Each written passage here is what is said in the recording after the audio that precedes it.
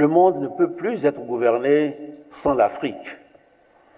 Aujourd'hui, le Sud global s'affirme et le système international qui a été conçu sans nous a été pensé dans un monde qui aujourd'hui n'existe plus. Nos nations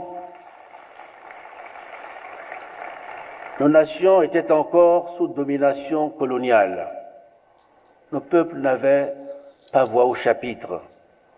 Et aujourd'hui, un continent de 1,4 milliard d'habitants, qui représente 28% des États membres de l'ONU, et bientôt le quart de l'humanité, n'a toujours pas de siège permanent au Conseil de sécurité. Ce n'est pas une anomalie, c'est une aberration. Voici un discours très intéressant, qui me fallait partager avec vous.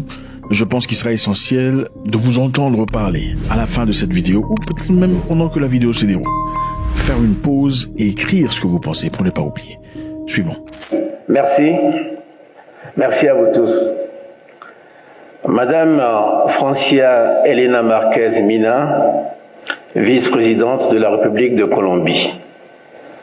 Monsieur le Président de l'Assemblée nationale, Monsieur le Président du Sénat, Mesdames et Messieurs les présidents des institutions de la République, Mesdames et Messieurs les ministres des pays du continent et des Caraïbes, Mesdames et Messieurs les membres du gouvernement togolais, Madame la Présidente du Parlement de la CEDEAO, honorables députés à l'Assemblée nationale, Monsieur le représentant du Président de la Commission de l'Union africaine, Madame la gouverneure du district autonome du Grand Lomé, Mesdames et Messieurs les chefs de mission diplomatiques et consulaires, ainsi que les représentants des organisations internationales accréditées au Togo.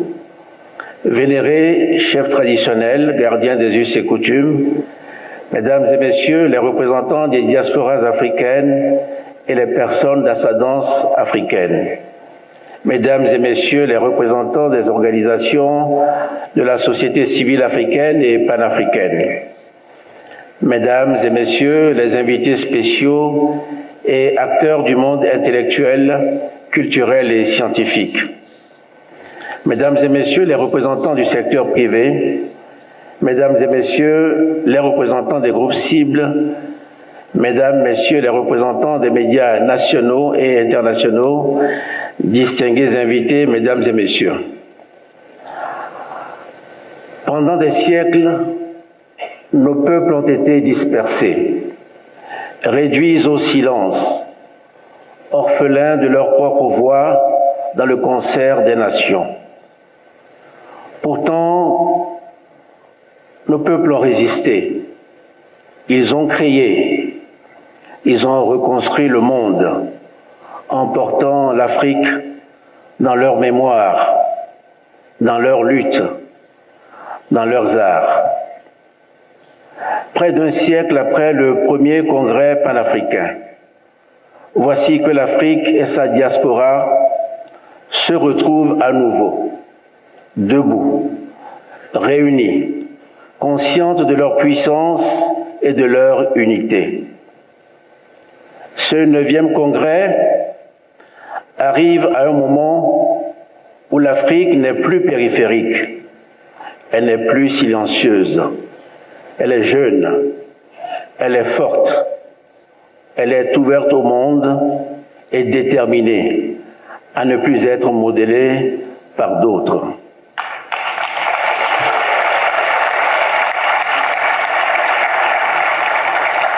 Ce 9e congrès n'est donc pas une commémoration, c'est une réaffirmation, c'est une reconquête, c'est un tournant.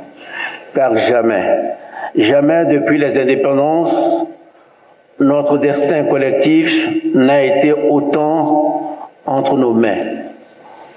Jamais notre voix n'a été autant attendue.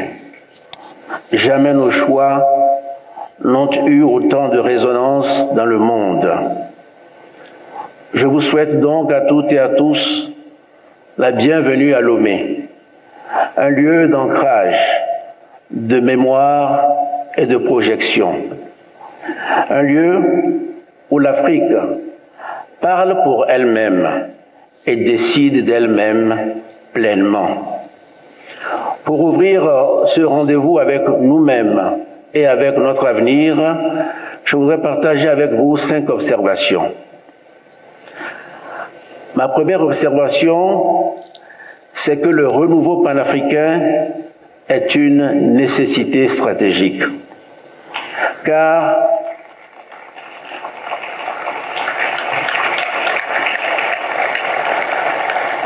le monde change, l'ordre international se recompose, de nouveaux pôles émergent.